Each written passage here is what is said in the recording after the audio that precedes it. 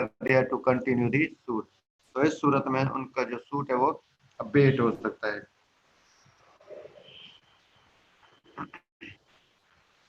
सब रूल 2 बता रहा है कि where the assignee or receiver neglects or refuses to continue the suit and to give such security within the time so ordered, कि जो assignee है और रिसीवर है वो नेग्लेक्ट करते हैं या रिफ्यूज कर देते हैं, उन्होंने इनकार कर दिया है या नेग्लेक्ट कर रहे हैं, नजरअंदाज कर रहे हैं सूट को कंटिन्यू करने के लिए या कोर्ट की तरफ से मांगी गई सिक्योरिटी जमा करवाने के लिए।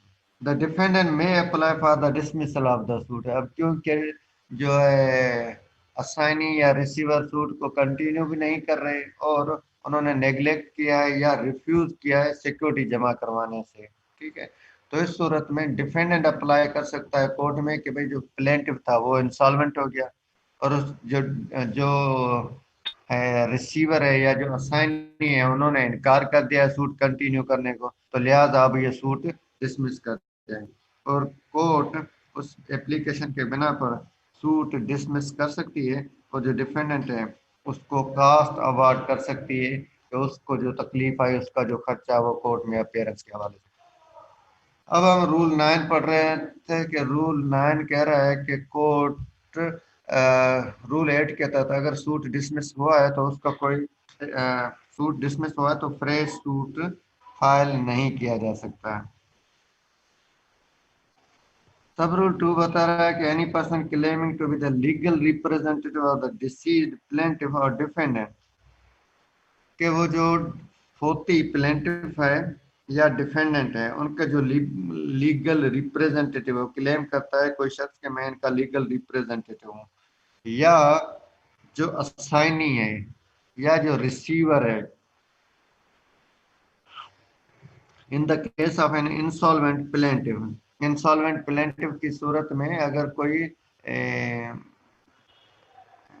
रिसीवर है या जो असाइनी है वो अप्लाई करता है कोर्ट में, may apply to the court for setting aside any order made और judgment pronounced by it in his absence, वो कोर्ट में रुजू कर सकते हैं कि उनकी गैर हाजिरी में जो ऑर्डर पास किया गया है या जो फैसला सुनाया गया है उसको सेटिस्फाई किया जाए। And if it is proved that he was prevented by any sufficient cause from continuing the suit or defending the suit, और अगर वो कोर्ट में साबित करते हैं कि there were sufficient cause, sufficient reasons for their non appearance, कि उन वो ऐसे काज थे जिन्होंने उनको रोका हुआ था और वो कोर्ट में अपीयर नहीं हो सकते थे, सूट को कंटिन्यू नहीं रख सकते थे। अगर वो उनका जो काज है उनका जो ग्राउंड है वो सेटिस्फाइंग है तो the court shall set aside the order और the judgment upon such terms as the cost और otherwise as it thinks fit, तो कोर्ट अपना सुनाया हुआ फैसला या जो ऑर्डर है उसको सेट असाइड कर सकती है और इस हवाले से अगर कोई जुर्म कास्ट वगैरह इम्पोज करे तो वो कास्ट वगैरह भी इम्पोज कर सकती है।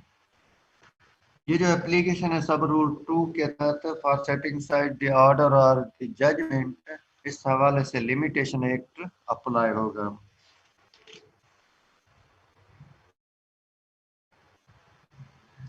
रूल 8 के तहत डिसमिसल का क्या था कि रूल 9 बता रहा है कि वो फ्रेश सूट नहीं फाइल कर सकते।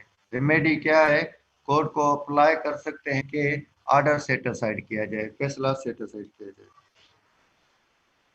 या अगर उसको चैलेंज किया जाए।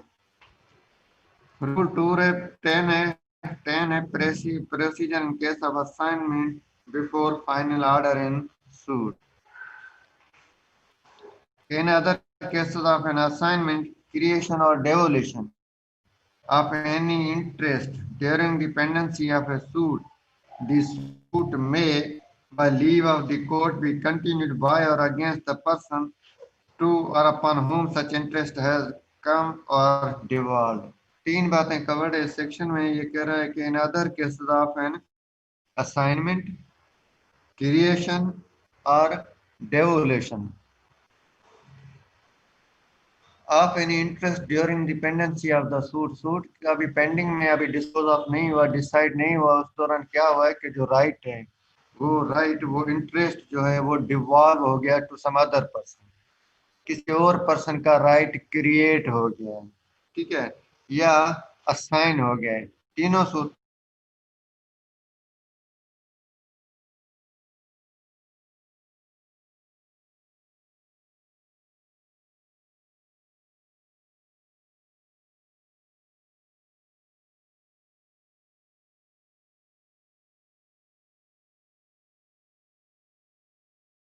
या अगर वो खुद उनका अपना सूट है तब भी, दोनों सूटों में इन ये तीन किस्म की जो कैटेगरीज हैं इनके ये लोग अप्रोच कर सकते हैं कोर्ट में, और with the leave of the court continue करते हैं, कर सकते हैं सूट की प्रोसीडिंग को।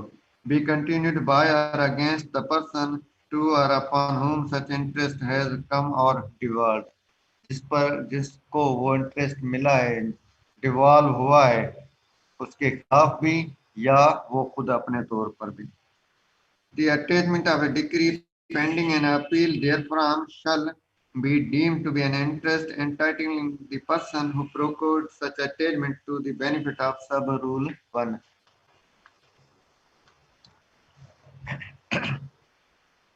डिक्री अटैच की दो दो सूट चल रहे थे। एक सूट में क्या हुआ कि जो डिफेंडेंट है उसकी फेवर में डिक्री पास हुई।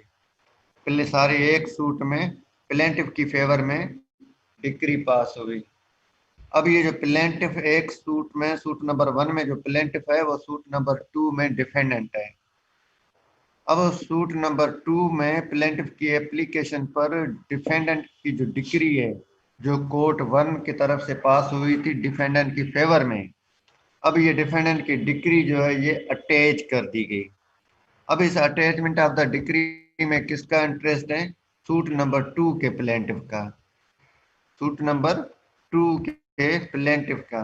तो अब ये जो सब रूल 2 है ऑफ द रूल 10 ये एक्सप्लेन कर रहा है कि the attachment of A decree pending an appeal therefrom shall be deemed to be an interest entitling the person who procured such attachment to the benefit of sub rule 1। तो ये जिसने उस decree की attachment ली है तो ये उसका interest है उस डिक्री में, तो ये कह सकते हैं कि ये इंटरेस्ट होल्डर पर्सन है।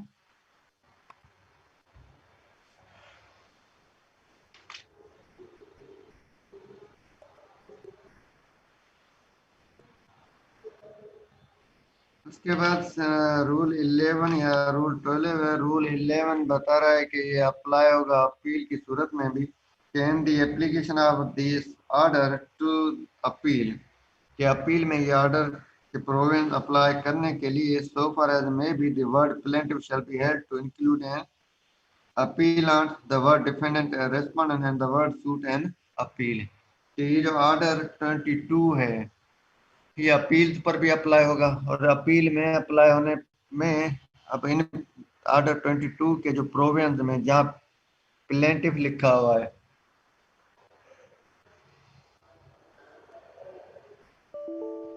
उसको समझा जाएगा अपीलांट, वहां पर अपीलांट आ जाएगा। जहाँ वर्ड डिफेंडेंट है वो रेस्पोंडेंट हो जाएगा, और जहाँ वर्ड सूट है वहां लफ्ज अपील आ जाएगा। रूल 12 जस्ट क्लियरिटी है कि nothing in article and nothing in rules 3, 4 and 8 shall apply to proceeding in execution of a decree or order। अगर डिक्री एग्जीक्यूट हो रही है या ऑर्डर एग्जीक्यूट हो रहा है तो उस पर ये रूल 3, 4 एंड 8 अप्लाई नहीं होंगे, मीन्स वो एग्जीक्यूशन डिसमिस नहीं होगी।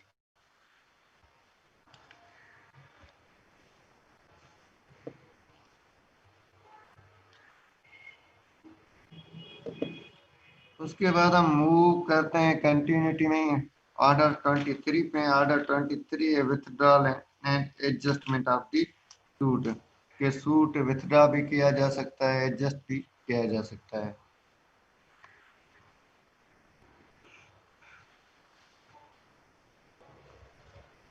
ऑर्डर 23 का रूल 1 है विथड्रॉल ऑफ सूट और abandonment of part of claim के at any time after the institution of a suit the plaintiff may At any time after the institution of the suit, the plaintiff may, as against all or any of the defendants, withdraw his suit or abandon part of his claim. कि जो plaintiff है वो during pendency of the suit institute करने के बाद, suit दाखिल करने के बाद किसी भी डिफेंडेंट या सब डिफेंडेंट्स के खिलाफ, जो सारे डिफेंडेंट्स हैं उन सब डिफेंडेंट सारे डिफेंडेंट्स के खिलाफ या उनमें से किसी डिफेंडेंट के खिलाफ विथड्रॉ हिज सूट, सूट वापस ले सकता है, या abandon part of his claim, या अपनी क्लेम का कुछ हिस्सा विथड्रॉ कर सकता है, छोड़ सकता है। ठीक है, पॉइंट नंबर 1 ये है कि सबके खिलाफ। पॉइंट नंबर 2 है कि किसी के खिलाफ। उसके बाद दूसरा एस्पेक्ट ये है कि सारा सूट वापस ले सकता है या अपनी क्लेम का कुछ हिस्सा वापस ले सकता है। 5 डिफेंडेंट है, 5 डिफेंडेंट के खिलाफ प्लेंटिफ ने सूट जो फाइल किया था, अब रूल ऑर्डर 23 के रूल 1 के मुताबिक पॉइंट नंबर 1 ये कि उन सब के खिलाफ जो है वो सूट वापस ले सकता है। सूट वापस हो गया, खत्म हो गया। दूसरी सिचुएशन, दूसरा एस्पेक्ट क्या है कि उसने सारा सूट वापस नहीं लिया। अब सूट में जो क्लेम्स थी उन क्लेम्स में से एक क्लेम को या क्लेम का कुछ हिस्सा जो है वो वापस ले लिया है। डिफेंडेंट सेम है, सूट कंटिन्यू है, लेकिन उनके खिलाफ क्लेम का कुछ हिस्सा वापस ले लिया है। दूसरी सिचुएशन ये है कि 5 डिफेंडेंट है, 5 डिफेंडेंट में से डिफेंडेंट नंबर 5 जो है उसके खिलाफ सारा सूट वापस ले लिया है, सारी क्लेम वापस ले ली है। Another situation is that के डिफेंडेंट नंबर 5 के खिलाफ सारा सूट या सारी क्लेम वापस नहीं ली, बल्कि क्लेम का कुछ हिस्सा वापस ले लिया, क्लेम का कुछ हिस्सा छोड़ दिया है। अब ऑर्डर 23 का रूल 1 फर्दर बता रहा है कि where the court is satisfied that a suit must fail by reason of some formal defect, कि कोर्ट मुतमिन है कि कुछ डिफेक्ट की वजह से, जो कि जाहिर है आया है, उस डिफेक्ट की वजह से ये सूट डिसमिस हो सकता है। नतीजा क्या निकल सकता है कि ये सूट फेल हो सकता है, नाकाम हो सकता है, मीन्स रिलीफ नहीं मिलेगा। B, that there are other sufficient grounds for allowing the plaintiff to institute a fresh suit for the subject matter of a suit or part of claim, के कुछ ऐसे रीजंस हैं जो कि सफिशिएंट रीजंस हैं जिनके तहत प्लेंटिफ को अलो किया जा सकता है कि वो इस सेम सब्जेक्ट मैटर पर फ्रेश सूट फाइल करे, सेम सब्जेक्ट मैटर पर फ्रेश सूट फाइल करे, या जो पार्ट ऑफ द क्लेम है, क्लेम के कुछ हिस्से के हवाले से फ्रेश सूट फाइल करे।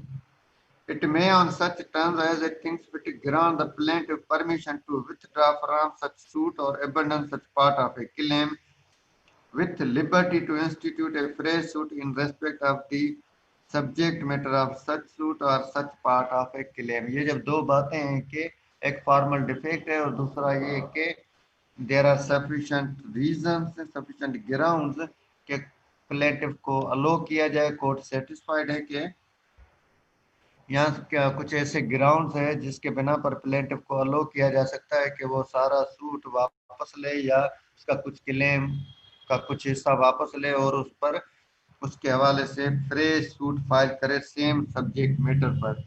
तो कोर्ट, क्योंकि कोर्ट सेटिस्फाई है, तो प्लेंटिफ को परमिशन ग्रांट कर सकती है कि वो सारा सूट या सूट का कुछ हिस्सा वापस ले, छोड़ दे, और ये कि उसको इजाजत है कि वो फ्रेश सूट फाइल करे या क्लेम के हवाले से कुछ फ्रेश क्लेम फाइल करे। Where the plaintiff withdraws from a suit or abandon part of a claim without the permission referred to in sub-rule 2, he shall be liable for such cost as the court may award and shall be precluded from institution any fresh suit in respect of such subject matter or such part of the claim। अब सब rule 2 में क्या बताया जा रहा था कि court satisfied है और कोर्ट उसको परमिशन ग्रांट कर रही है। ठीक है, परमिशन किस बात की? टू फाइल फ्रेश सूट और bring claim on the abandon part of the claim, कि जो हिस्सा क्लेम का उसने छोड़ा था उस पर दोबारा क्लेम कर सकता है। तो अगर कोर्ट की परमिशन दी हुई है, कोर्ट की परमिशन से विथड्रॉल हुआ है, तो कोर्ट वो बंदा वो प्लेंटिव बाद में फ्रेश सूट फाइल कर सकता है। लेकिन अगर कोर्ट की परमिशन के साथ नहीं है, उसने ऐसे ही अपने तौर पर वापस ले लिया, तो एक बात तो ये है कि कोर्ट उस पर कास्ट इम्पोज कर सकती है, और दूसरी बात ये है कि इस सूरत में वो फ्रेश सूट फाइल नहीं कर सकता।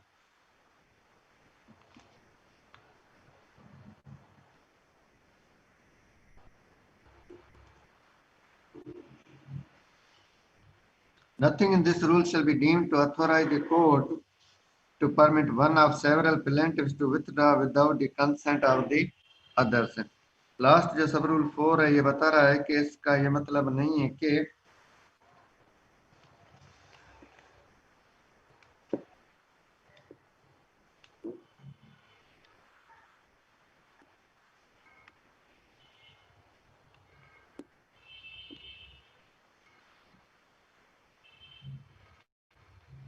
इसका ये मतलब नहीं है कि कोर्ट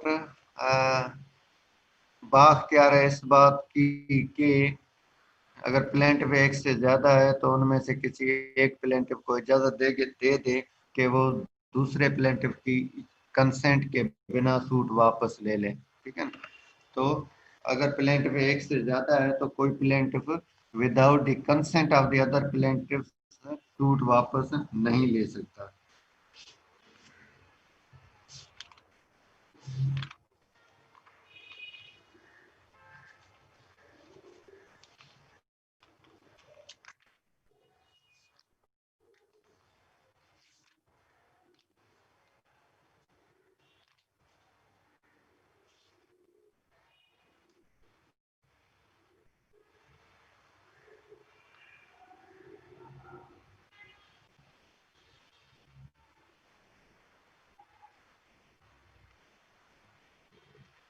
हमने ऑर्डर 7 रूल 1 पढ़ा था। ऑर्डर 7 रूल 1 में और ऑर्डर 7 रूल 11 11 में क्या था कि जो प्लेंट है वो रिजेक्ट हो सकती है किस बिना पे? जब काज ऑफ एक्शन नहीं है, टाइम बार्ड है, उसकी वैल्यूएशन और स्टैम्प सही नहीं लगी हुई, जोरिस्डिक्शन सही नहीं है, तो इन बिना पे प्लेंट जो है रिजेक्ट हो सकती है। ठीक है ना, उसमें से एक पॉइंट जो थी वो टाइम लिमिट की भी थी। अब जब सूट फाइल कर दिया तो सूट फाइल करने में ऑब्वियसली वो टाइम लिमिट में ही होगा, हम प्रिज्यूम ये यूं कर सकते हैं ना।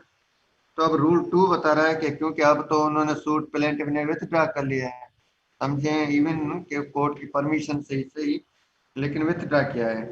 तो रूल 2 बता रहा है कि in any fresh suit instituted on permission granted under the last preceding rule, के सूट फाइल करने के बाद कोर्ट की परमिशन से प्लेंटिफ ने सूट वापस ले लिया, the plaintiff shall be bound by the law of limitation in the same manner as if the first suit had not been instituted। क्योंकि अब वो दोबारा फ्रेश सूट फाइल कर रहा है, तो रूल 2 बता रहा है कि लिमिटेशन लॉ अप्लाई होगा, और यूं समझा जाएगा कि लिमिटेशन की पर्पज से कि उसने फ्रेश सूट जैसा फाइल किया ही नहीं था। अब जो लिमिटेशन उसे डिफेंड करना होगी, जस्टिफाई करना होगी, वो टाइम पीरियड, उसका जो टाइम पीरियड है वो कनेक्टेड होगा सेकंड सेकंड जो फ्रेश सूट है उसके साथ। ठीक है, अब वो जस्टिफाई करेगा कि इस फ्रेश सूट में जो टाइम लिमिट है वो उसके रीजन क्या है।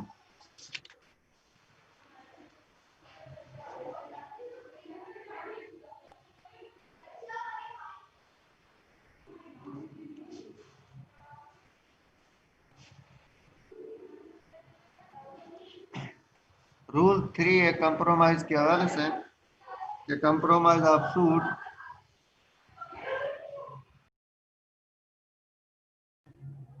Please wait for a minute.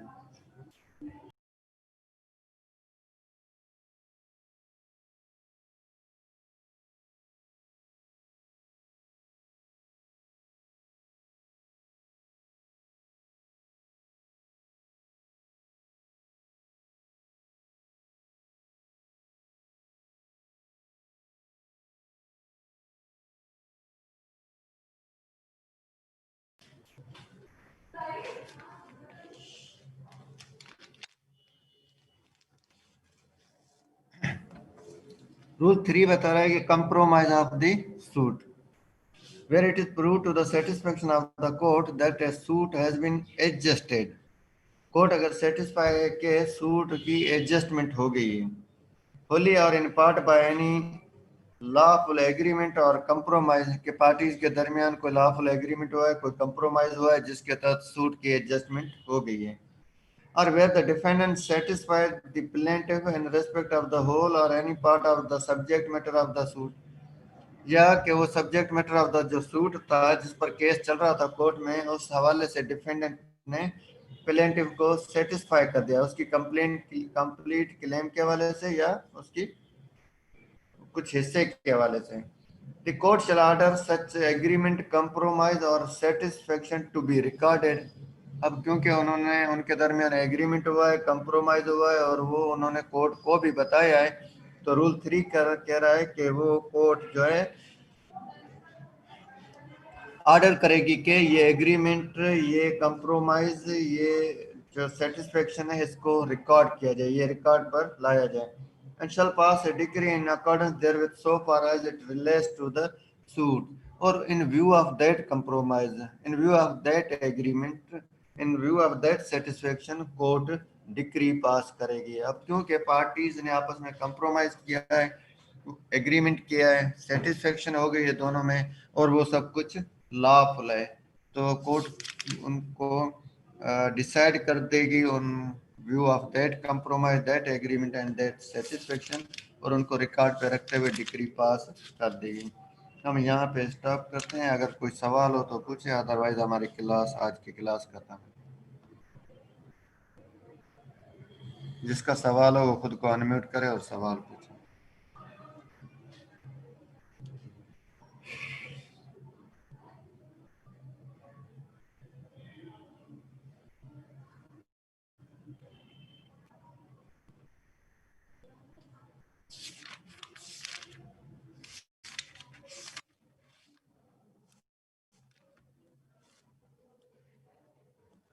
लगता है या तो सारे सो रहे हैं या किसी का कोई सवाल नहीं है. ठीक है, thank you very much, take care and अल्लाह हाफिज. अल्लाह हाफिज. हेलो अल्लाह हाफिज.